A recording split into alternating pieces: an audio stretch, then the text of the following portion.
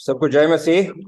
मैं प्रभु को धन्यवाद देता हूँ यहाँ पर भाई श्रीकांत के बुलाने से हम यहाँ आए। आप लोग सब आए हैं, आने के लिए बहुत बहुत धन्यवाद। और हालांकि मैं मराठी आदमी हूँ, महाराष्ट्र का रहने वाला आदमी हूँ, लेकिन कई 8 साल से मैं सिलीगुड़ी के आसपास में प्रभु का सेवा कर रहा हूँ। तो मराठी बोलने का जगह से बांग्ला और नेपाली बोलने का जगह पे हम पहुंच गए। और अभी सेवकाई जो हो रहा है आदिवासी लोगों के बीच, जो सादरी और संताली और ऐसे विभिन्न आदिवासी भाषा बोलने वाले लोगों के बीच में सेवकाई चल रहा है। लेकिन भाई श्रीकांत ने हमको बुलाया, उनका परिवार को मैं धन्यवाद देना चाहता हूँ वो बुलाने के लिए, और जो स्टाफ है यहाँ पर उनको मैं धन्यवाद देना चाहता हूँ, और माननीय जेम्स ब्रदर है उनको भी मैं धन्यवाद देना चाहता हूँ, और आप लोग सब पास्टर्स है और सेवा करने वाले लोग हैं, आने के लिए बहुत बहुत धन्यवाद। और आपके बीच में खड़ा होने के लिए मैं कोई बड़ा आदमी नहीं, नम्रता से आपके सामने खड़ा होता हूँ।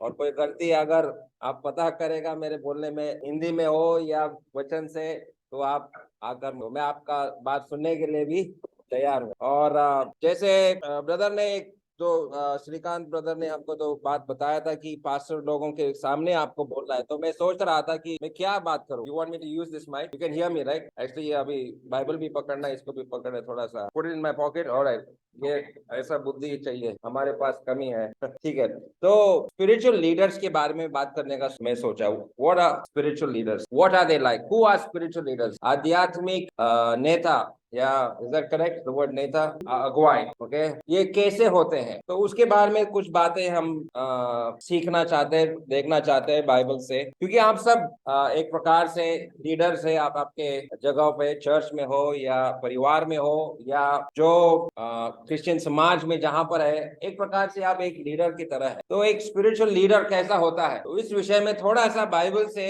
कुछ उदाहरण हम लोग देखेंगे और सीखने का कोशिश करेंगे। जब हम बाइबल में पुराने नियम और नया नियम में जब हम देखते हैं, मूसा के बारे में हम लोग सब जानते हैं। मोसेस पुराने नियम का सबसे बड़ा भविष्यवाणी, profit, biggest profit of the old testament. क्या था? हत्या किया, murderer, he was a murder, खूनी था। फिर फेरो राजा ने जब सुना तो वो भाग गया, डरपोक था वो, और बोलने में असुविधा। ब्रदर बता रहे थे अपने बारे में, ना हिंदी बोल सकता ठीक से, ना इंग्लिश बोल सकता, कोरियन भी ठीक से, कोरियन तो आता ही है, हमको कुछ भी नहीं आता। ओके, तो मूसा जो है इंग्लिश में ही वाज हकलाना, ये शब्द है, सही है क्या? हाँ, हकलाना, तोतला। क्या बोलना है वो करके इंग्लिश में स्टैमरिंग बोलते हैं। ही वाज अ स्टैमरर, एक खूनी था, हत्यारा था और हकल था, ठीक से बोलना नहीं आता। रेहब नाम का एक महिला, जिन्होंने जो जोशुआ ने कुछ जासूसों को भेजा था, तो उन्होंने अपने घर पे रखा था। तो वो क्या थी, वो किस प्रकार का महिला थी? शी वॉज अ प्रोस्टिट्यूट, वेश्या। फिर दाऊद, जब वो गोलियत को मारा था, वो कैसा था? लड़का था, छोटा सा, ही was a small boy, young boy, 12 साल के आसपास। फिर प्रभु यीशु मसीह के शिष्य ज्यादातर मछुआरे थे, ज्यादा पढ़ा लिखा नहीं थे। फिर मैरी मैग्डलेन, जो सबसे पहला व्यक्ति जिन्होंने यीशु मसीह जिंदा हुआ बोलने का जो काम किया, जाकर उन्होंने शिष्यों को बोला, वो एक दुष्ट आत्मा ग्रस्त महिला थी। शी वॉज डीमन पोजेस्ड, मतलब एक समय में ऐसे ही वो महिला थी। पौल क्या था? आज की तारीख में अगर उसको देखेंगे तो एक आतंकवादी क्या करता है? ईसाइयों का खून करता है, ऐसा आदमी था। फिर अक्विला और प्रिस्किला का नाम सुना है? अक्विला एंड प्रिस्किला नाम सुने? दो पौल के साथी, वो लोग क्या थे, क्या काम करते थे? हाँ, कपड़े का बिजनेस, तंबू बनाने का काम करता थे। वो टेंट मेकर्स, तंबू बनाते हैं। अभी बंगाल में या बिहार में होता है कि नहीं मालूम, होता होगा। पूजा के समय वो तंबू बनाते हैं। तंबू बनाने का काम कैसा होता है वो लोग ही जानते हैं। तो ऐसा वो लोग हैं। तो मेरा कहने का मतलब, परमेश्वर कैसे भी, जैसा अंकल बता रहे थे, कैसे भी लोग, लेकिन कुछ परिवर्तन उनके जीवन में होता है, और कुछ परमेश्वर का दिया हुआ गुण है उनके अंदर, और उन गुणों को समझने का, उनका चरित्र को समझने का कोशिश हम लोग थोड़ा सा बैठकर देखने वाले। अभी कोई थोड़ा सा जोर से प्रेरितों का काम 6 अध्याय और 3 पद को पढ़िए। एक्ट्स चैप्टर 6 वर्स 3, 6 का 3। इसलिए हे भाइयों, हाँ, अपने में से 7 सुनाम पुरुषों को जो पवित्र आत्मा और बुद्धि से परिपूर्ण हो चुन लो कि हम उन्हें इस काम पर ठहरा दे। ठीक है, ये अभी कुछ काम पर परमेश्वर का सेवा के लिए ये चुने गए लोग हैं। तो क्या क्या है यहाँ पर, अगर मेरा स्क्रीन प्रोजेक्टर होता तो स्क्रीन पे आप लोगों को दिखाता।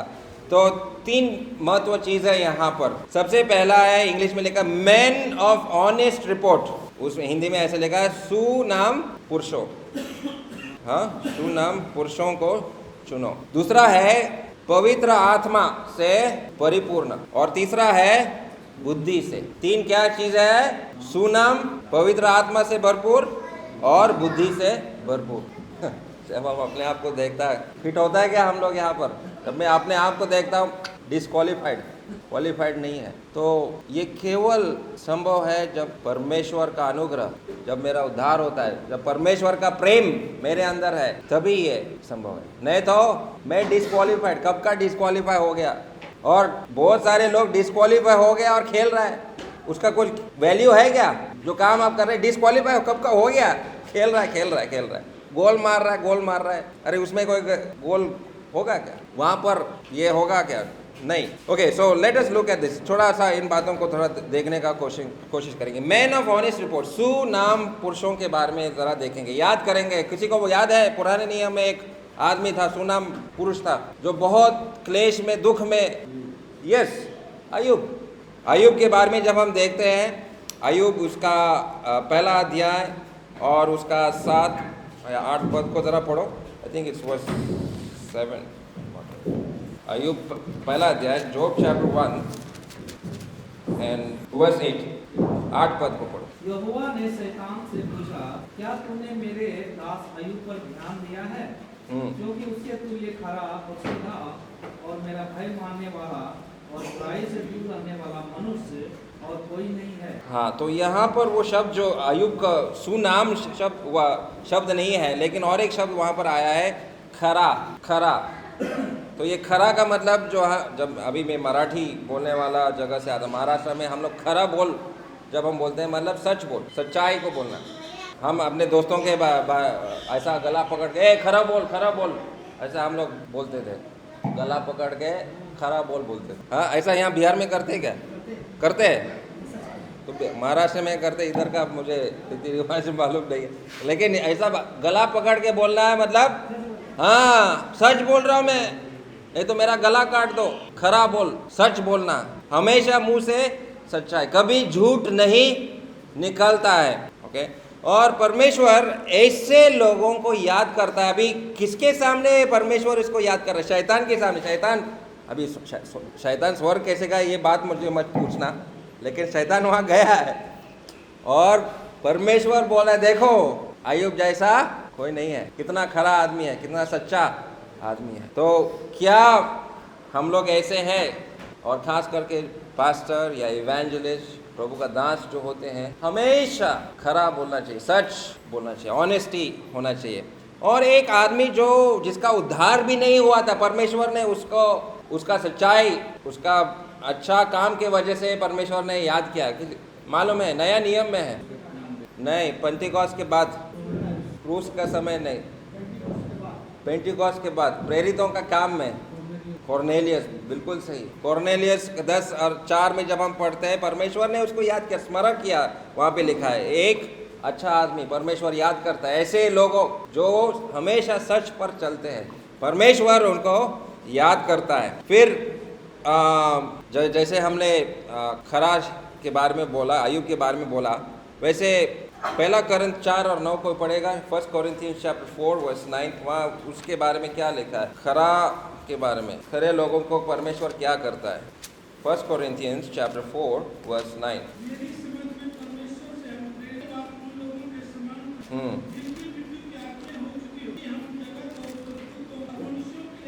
एक लोगों के सामने तमाशा बनते हैं। जरा सोचो, तुम्हारे वजह से पूरे गांव में एक तमाशा हो रहा है। वो पास्टर के वजह से, इवेंजलिस्ट के वजह से, प्रचारक के वजह से पूरा गांव में तमाशा। ये उन्होंने अपने गवाही से उन्होंने बताया। यहाँ जब वो रह रहे थे, पूरा गांव में तमाशा, ये कहाँ से आया ये? पूरा तमाशा हो गया। इंग्लिश में लिखा है you have been put on display, मतलब डिस्प्ले मतलब स्क्रीन, अभी स्क्रीन नहीं आई, छोड़ो, स्क्रीन पे हमारा न्यूज़ में आज तक, और कौन से न्यूज़ आप लोग देखते हैं, एबीपी न्यूज़, ये उसमें आपका नाम आ गया। बाइबल में लिखा है ये क्यों हो रहा है, आप खरा आदमी है इसलिए, आप अच्छा आदमी है इसलिए ये हो रहा है। तो परमेश्वर का दास, परमेश्वर का आदमी जो है हमेशा खरा होना चाहिए, परमेश्वर उसको डिस्प्ले पे लगा देगा, ठीक है। और परमेश्वर ऐसे ही लोगों को, दूसरों को आशीष देने के लिए, जो खरा आदमी है, जो सच्चा आदमी है, परमेश्वर उसको चुनेगा और उसको बोलेगा जाओ उसके लिए प्रार्थना करो। अभी शाऊल जब उसका उद्धार हुआ था, दमास्कस के रास्ते पे जा रहा था, परमेश्वर ने किसको भेजा था उसके प्रार्थना करने के लिए? अनायास, इंग्लिश में बोल, अनायास को भेजा वहाँ पर उसको प्रार्थना करने के लिए। लेकिन अनायास का नाम उसके बाद में आता ही नहीं, वही हो गया। लेकिन कितना बड़ा काम उसने किया, पौल के लिए जाकर उसने प्रार्थना किया। वो सब लोग बोल जाए पौलुस पौलुस पौलुस इतना महान प्रभु का दास है, हाँ बिल्कुल सही है, लेकिन वो जिन्होंने उसके लिए प्रार्थना किया सब लोग भूल जाते। लेकिन परमेश्वर ने उसको चुना क्योंकि वो वहाँ पर लिखते हैं कि वो भी एक सच्चा आदमी था। और याकूब 5 और 16 में जब हम पढ़ते हैं तो एक धार्मिक व्यक्ति का प्रार्थना में बहुत बल होता है, सामर्थ्य होता है। क्यों? वो बता रहा था अपने बारे में, हमारे लिए प्रार्थना कीजिए। लोगों ने उसके अंदर देखा कुछ बात है, अलग है, समाज के लोगों के जैसा नहीं है, दुनिया के लोगों के जैसा नहीं है, कुछ बात अलग है उसमें। इसलिए वो बोलते हैं हमारे बच्चों के लिए थोड़ा प्रार्थना कीजिए, हमारे घर में कोई बीमार है उसके लिए आप प्रार्थना कीजिए। तो एक धार्मिक व्यक्ति का प्रार्थना में बहुत सामर्थ्य है, ये परमेश्वर का वचन कह रहा है याकूब 5 और 16 में। लोग पहचान जाते हैं, वो कोई भी धर्म का, वो पहचान जगा रहे ये आदमी खरा आदमी है, सच्चा आदमी है, ये हमेशा सच बोलता है, और उसके लिए वो आपका सम्मान भी करेंगे। और आपका खरापन की वजह से, सच्चाई की वजह से आप बहुत सारे शैतान के फंदे से बच सकते हैं। वो 1 तीमुथियुस 3:7 में हम लोग पढ़ते हैं। अभी सारे वचनों को, पदों को पढ़ने के लिए टाइम नहीं, लेकिन 1 तीमुथि 3:7 में लिखा है कि मैं सच्चा हूँ, हमेशा सच बोलने वाला हूँ, खरा आदमी हूँ, इसलिए शैतान के फंदे से मैं बच सकता हूँ। शैतान के फंदे कहाँ कहाँ पर है मालूम नहीं, लेकिन शैतान हम लोगों को हमारे सच्चाई की वजह से हमको बहुत सारे बड़े बड़े दुर्घटना से बचाता है। एक इवेंजलिस्ट मेरे मन में आ रहा है, उसका कार्यों को बहुत पैसा, मतलब ऑफरिंग मनी उसको मिला था, प्रभु का दान में बहुत पैसा आ गया था। वो सोचा अभी वो दान में आ गया इतना पैसा, हम उसको डबल करेंगे। कैसे? वो कोई लॉटरी सिस्टम होता है, उसमें वो पैसा डालेंगे तो अभी 60,000 हो गया, 1,20,000 हो जाएगा, ऐसा वो सोचा। तो 60,000 रुपये इसमें डाल दिया, और ये पास्टर इवेंजलिस्ट लोग ऐसा कर रहा है। परमेश्वर ऐसा नहीं चाहते, हम लोग बिल्कुल ऐसा चीज़, ऐसा इसमें के शैतान का फंदे हैं हमको जाल में फंसाने के लिए, लॉटरी सिस्टम और ये सब चीज़ें। जब वहाँ पर हम लोग पैसे के लालच में जो प्रभु ने दिया वो भी हम लोग खो देंगे। फिर जो बहन लोग हैं, बहुत अच्छा लग रहा है यहाँ बहन लोग हैं, उनके लिए भी सुनाम के बारे में लिखा है। इंग्लिश में लिखा है it's important for mothers bringing up children. 1 तीमुथि 5 और 10 में थोड़ा पढ़ो। 1 तीमुथि चैप्टर 5 वर्स 10। ये बहन लोग बैठे हैं, इसलिए एक पद बहन लोगों के लिए हम लोग पढ़ रहे हैं। यहाँ सुनाम के बारे में क्या लिखा है तो पढ़िए ब्रदर, आपको अगर मिला है तो पढ़ो जोर से। और भले काम में सुनाम रही हो, हाँ, जिसने बच्चों का पालन पोषण किया, सेवा की हो, पवित्र लोगों के पांव धोए हो, उनकी सहायता की हो, और हर एक भले काम में मन लगाया हो। हाँ, तो बहनों के लिए ये सुनाम है, संतों का सेवा किया है और बहुत सारे बच्चों का अच्छा देखभाल किया है, तो लोग याद करते हैं। एक बहन कुछ ही दिन पहले, एक हफ्ता पहले, एक आंटी हमारे जो मंडली के हैं, वो प्रभु के पास चली गई। कैंसर की वजह से 70 और 80 के आसपास में, 75 साल के आसपास में वो मर गई, प्रभु के पास चली गई। लेकिन जब लोग आए उसके बारे में बोलने के लिए, एक चीज़ वो लोग याद करते थे, और ये बहन लोगों के लिए बहुत अच्छा है। वो सब लोग जो बोला, वो बहन का खाना बढ़िया था, वो बहन ने जो खाना बनाया याद रखते हैं। वो बहन ने कितना कष्ट किया, जब भी हम उनके घर जाते थे हमको चाय मिलता था, वो बहन हमको आके चाय मिलता, वो सुनाम है। याद करते हैं कि कैसे इस घर में हमारा सेवा किया गया था। तो ऐसे सुनाम हमारे घर का, हमारे बहनों का, हर सबका होना चाहिए। परमेश्वर देख रहा है हम लोग कैसे, हमारा सुनाम है क्या नहीं है। तो दूसरा बात प्रेरितों का 6 अध्याय और वो 3 पद में हमने पढ़ा। दूसरा बात वहाँ पर है कि पवित्र आत्मा से भरपूर। तो पवित्र आत्मा से जब हम भरपूर होते हैं, पवित्र आत्मा हमेशा हमारे साथ है। ऐसा नहीं कि कुछ करने से पवित्र आत्मा वो पानी जैसे भरते हैं बॉटल में, वो पानी भरता, ऐसा नहीं है। पवित्र आत्मा हमेशा हमारे साथ है, लेकिन उसको हम लोग भूल जाते हैं, याद नहीं रखते हैं। ये कमजोरी हमारा है। पवित्र आत्मा हमेशा हमारे साथ में।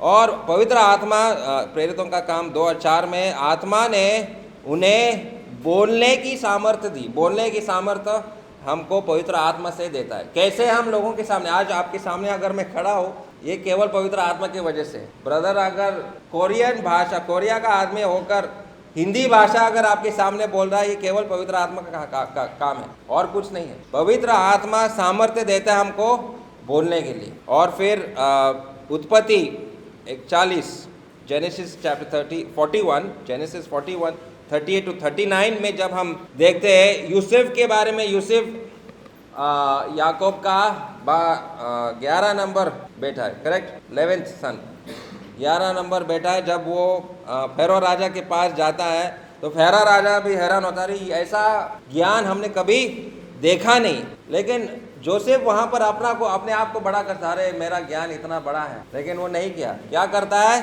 परमेश्वर का आत्मा ने मुझे ये ज्ञान दिया। परमेश्वर को महिमा दे। दानियल ने भी यही काम किया था। दानियल ने भी जब बेलशेजार राजा के सामने उसको बुलाया गया था, नेकुद वो क्या नाम, राजा का नाम भूल रहा हूँ, लेकिन बेबीलोन का जो राजा था, उसके सामने भी जब उसने सपने का अर्थ बताया, उसने परमेश्वर को महिमा दिया, अपने आप का बड़ाई नहीं किया। परमेश्वर का आत्मा के वजह से उन्होंने वहाँ पर काम किया। लेकिन वो वहाँ पर जब हम यूसुफ के बारे में पढ़ते हैं, एक शब्द वहाँ पर है इंग्लिश में, he is able to discrete things। अभी हिंदी में जब हम पढ़ते हैं वो खाली ज्ञान लिखा है, लेकिन डिस्क्रीट का मतलब है, इंग्लिश में लिखा है the ability to keep things confidential. मतलब अगर कोई भाई अपना पर्सनल बातें, शायद पति पत्नी के बीच में कुछ झगड़ा हो गया या बच्चे के बीच में कुछ समस्या है, वो बात आपको आकर बोलता है प्रार्थना करने के लिए, वो उसका पर्सनल बात है। वो पर्सनल बात आपको बताया, आपने परमेश्वर के वचन से कुछ बताया, उनको प्रार्थना किया, लेकिन वो बात जो उन्होंने आपको आकर बताया आप पूरे व्हाट्सएप ग्रुप में डाल देंगे क्या? नहीं, ऐसा तो बिल्कुल नहीं कर सकते। जो गुप्त बात है, जो कोई आपके पास आकर प्रार्थना करने के लिए बोलते हैं, वो आप उनके बीच और आपके बीच में है। उसको पूरा न्यूज़ ब्रॉडकास्ट करने का दरकार नहीं है, ज़रूरत नहीं है। वो पर्सनल मैटर केवल आपके पास ही रहने दो और प्रार्थना करते रहो उनके लिए। पर्सनल चीज़ें वो बुद्धि के साथ ही इस्तेमाल करना है। Use it discreetly, wisely. बुद्धि परमेश्वर आपको उन चीज़ों में भी देता है।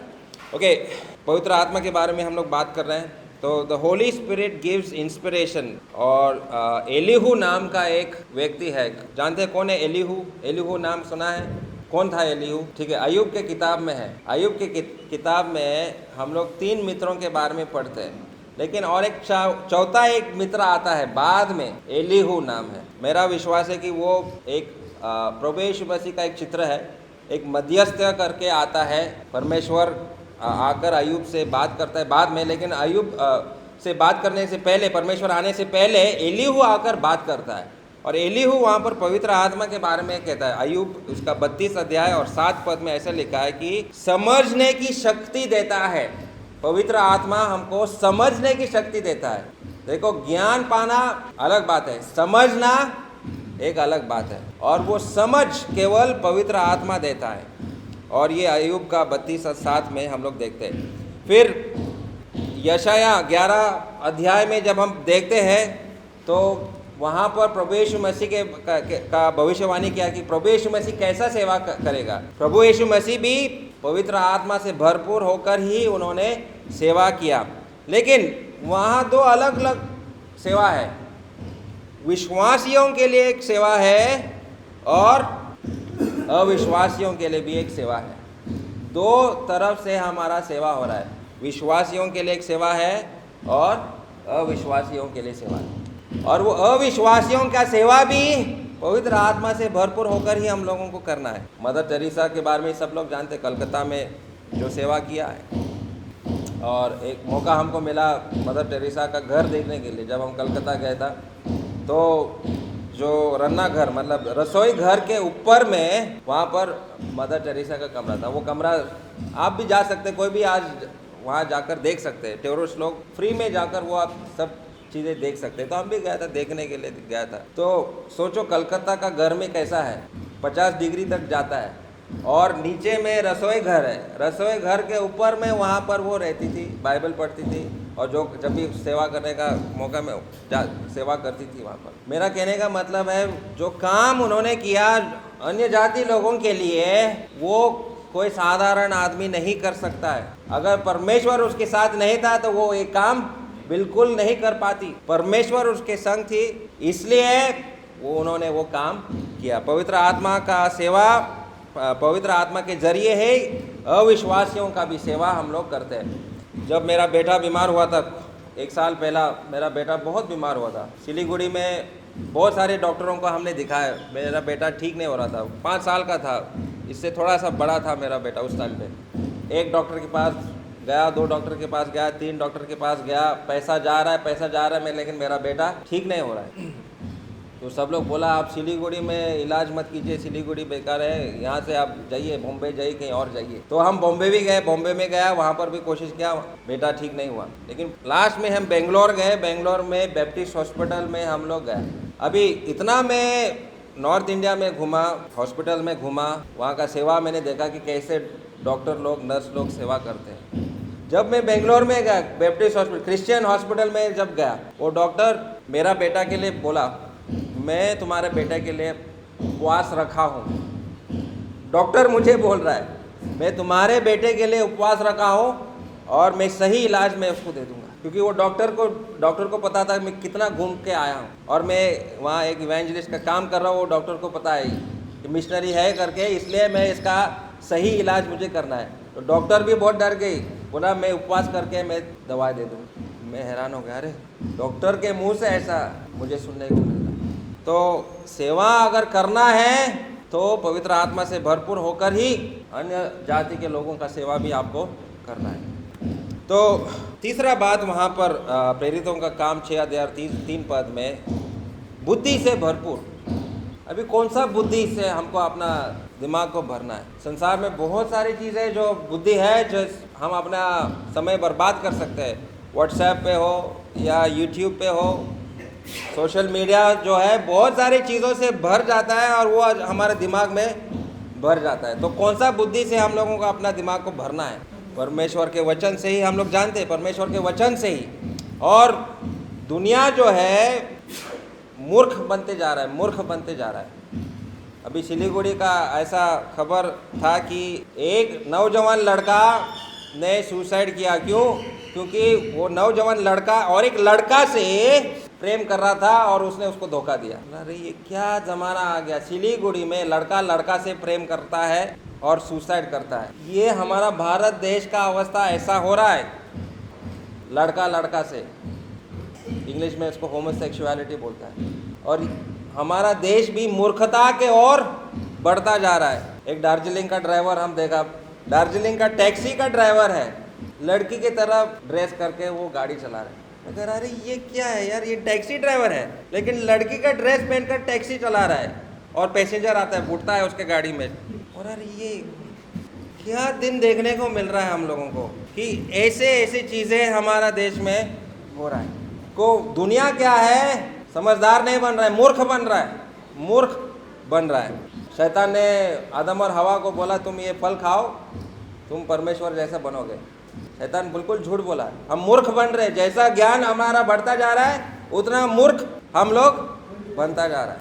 हमारा समाज, हमारा दुनिया मूर्ख बनता जा रहा है। और रोमी 1 और 22 में हम पढ़ते हैं कि ये दुनिया जो है मूर्ख बन रहा है, वी आर बिकमिंग फूलिश। फिर परमेश्वर का ज्ञान कहाँ से मिलता है? नीति वचन 1 और 7 और नीति वचन 9 और 10 में इंग्लिश में लिखा है the fear of the Lord is the beginning of wisdom. परमेश्वर का भय बुद्धि का आरंभ। तो जब तक परमेश्वर का भय हमारे समाज में, हमारा देश में नहीं आएगा तो हमारा देश भी नहीं सुधरेगा। और क्रूस इस दुनिया के लिए एक मूर्खता है। दुनिया के लोग जब क्रूस को देखा, क्रूस का चिन्ह हम लोग वहाँ पर ड्रॉ किया था, दुनिया के लोगों के लिए मूर्खता है, लेकिन उस क्रूस में ही हम लोग देखते हैं कि ये परमेश्वर का ज्ञान है। तो एक पास्टर या इवेंजलिस्ट, अगर मैं प्रभु का दास हूँ, तो क्रूस मेरे लिए बहुत ज़रूरी है, उसके ऊपर मुझे मनन करना है, मेडिटेट अपॉन द क्रॉस। और परमेश्वर अगर लोग कहेगा भी ये मूर्खता है, क्रूस एक मूर्खता है, परमेश्वर का मूर्खता मनुष्य का बुद्धि से अधिक है। The foolishness of God is wiser than man. 1 Corinthians chapter 1 verse 25। Charles Spurgeon नाम का एक व्यक्ति, अभी मैं इंग्लिश में थोड़ा सा पढ़ रहा हूँ, चार्ल्स स्पर्जन ने ऐसा लिखा है कि wisdom is the right use of knowledge. अभी बुद्धि और ज्ञान में कुछ फर्क है क्या नहीं? There's a difference. Wisdom is the right use of knowledge. Can you translate in that? Wisdom is the right use of knowledge. Where is Shrikant? He's gone. Okay, let me try. Wisdom मतलब ज्ञान. Okay, wisdom is the right use. ज्ञान का सही हाँ? Yes, please help me. Wisdom is the right use of knowledge. Can you help me? ज्ञान का सही होना वो बुद्धि का शुरुआत है, उसको समझ का। Okay. To know, one more line. To know is not to be wise. Can you say that? Translate that. To know is not to be wise. बुद्धिमान को न जानना। Okay. Many people know great things, but they are fools. Many people know great things, but they are fools. बहुत सारे लोग जो है वो एक मूर्ख बुद्धि में रहने से बहुत सारे लोग जो है वो मूर्ख के समान होते हैं। Okay. So there is no fool so great as a fool as a knowing fool. Okay. Anyhow, I'll try to explain this in my own. मैं आपके शब्दों में इसको समझाने का कोशिश करूँ। देखो, संसार के लोग क्या करते हैं? स्कूल जाते हैं, कॉलेज करते हैं, PhD करते हैं, बहुत ज्ञान या बुद्धि वो लोग प्राप्त करते हैं। लेकिन ज्ञान क्या है? उस बुद्धि का सही उपयोग करना है। ज्ञान का मतलब क्या है? बुद्धि का सही उपयोग आपको करना है। और जितना बुद्धि इस दुनिया को मिल रहा है उतना मूर्ख बन रहा है, क्योंकि उनको उस बुद्धि का सही इस्तेमाल करना नहीं आता है। और हम लोग क्या है, कैसे बनना है? परमेश्वर का दिया हुआ बुद्धि का सही उपयोग हमको करना है। और भाई श्रीकांत क्या करे? जो परमेश्वर का दिया हुआ बुद्धि, अभी स्कूल चला रहे, प्रो ब्रदर लामा भी वही कर रहा है, जो परमेश्वर का दिया हुआ बुद्धि का सही उपयोग वो कर रहा है। जो कुछ भी आप लोग कर रहा है, चाहे वो नर्सिंग हो या टीचिंग हो या जो कुछ भी परमेश्वर ने दिया हुआ बुद्धि, उसका सही उपयोग आपको करना है। ठीक है? ये education is not the learning of facts. अभी ये फोटो में आपको दिखाऊंगा, ये कहाँ पर दिखा दे रहा है? ये इंग्लिश में लिखा है, ये कहाँ पर देखा आपने? दीवार में लिखा हुआ है। दीवार पे लिखा हुआ है, ये यहाँ पर दीवार पे लिखा हुआ है। ये एल्बर्ट आइंस्टाइन का कहना है कि education is not the learning of facts, it's rather the training of the mind to think. तो वही जो बात हम जो कह रहे हैं कि बुद्धि पाना काफ़ी नहीं है, बुद्धि का सही उपयोग कैसे करना है वो ज़्यादा ज़रूरी है। ओके, नाउ और भी चीज़ें हैं बुद्धि के बारे में, लेकिन मैं आपको कुछ उदाहरण देना चाहता हूँ। सब लोगों ने साधु सुंदर सिंह के बारे में सुना, साधु सुंदर सिंह के बारे में सबने सुना है ना? यस। तो साधु सुंदर सिंह ने अपना घर को ये रास्ता बनाया, पंजाब से लेकर केरला तक कैसे गया? पैदल गया। अभी राहुल गांधी ने अभी किया है, कन्याकुमारी से कश्मीर तक गया। लेकिन कितने साल पहले, महात्मा गांधी से भी पहले, साधु सुंदर सिंह पंजाब से कहाँ गया? केरला, पैदल गया। क्यों? सुसमाचार को लेकर। और वो ऐसा लिखा है, जो मसीह के लोग जब उसको देखते थे वो नंगा पैर जाते थे और नंगा पैर चलने की वजह से पैरों से खून भी निकलता था। तो उनको बोला जाता था he the apostle with the bleeding feet. Apostle with the bleeding feet मतलब एक ऐसा प्रेरित जिसका पैर खून से बह रहा है। He traveled to Tibet, Afghanistan, Kashmir, South India, Sri Lanka, Burma, China, Japan। कहाँ घुमा है? आप कितने देश में गए? 2 देश में। ये 1920 साल में है। कहाँ गया? Tibet, Afghanistan, Kashmir, south India, Sri Lanka, Burma, China, Japan, ये साधु सुंदर सिंह प्रभु का वचन लेकर जा रहे थे। हम लोग अपने आप को बहुत महान समझते हैं, मैं कहाँ गया, नेपाल गया, हाँ मैं इंडिया गया, हाँ मैं भूटान गया, भूटान है इधर ही है, कितना बड़ा, अरे तुम कुछ नहीं हो यार, कुछ नहीं हो। प्रभु के दास लोग कैसे थे, पौलुस कैसा था, कितना काम उन्होंने किया। लेकिन जो मुख्य बात है कि he was a pious, humble and soul winner. Pious का मतलब बहुत ही धार्मिक व्यक्ति था, नम्रता से भरपूर था और लोगों को प्रभु के लिए जीतता था। सोल विनर, लोगों को प्रभु के लिए जीतता था। फिर एडोनिराम जडसन करके जो हमारा पड़ोसी देश है, इंडिया में भी एडोनिराम जडसन आकर प्रभु का सेवा किया। तो वो कैसा व्यक्ति था, इंग्लिश में लिखा है ही वॉज सेल्फ रिलायंस, मतलब आत्मनिर्भर, बैलेंस्ड बाय ह्यूमिलिटी, नम्रता से भरपूर, एनर्जी रिस्ट्रेन्ड बाय प्रूडेंस, मतलब जोश भी है होश भी है। बहुत सारे इवेंजलिस्ट लोग ऐसा बहुत जोश में करते हैं, लेकिन जोश और होश दोनों साथ में होना चाहिए।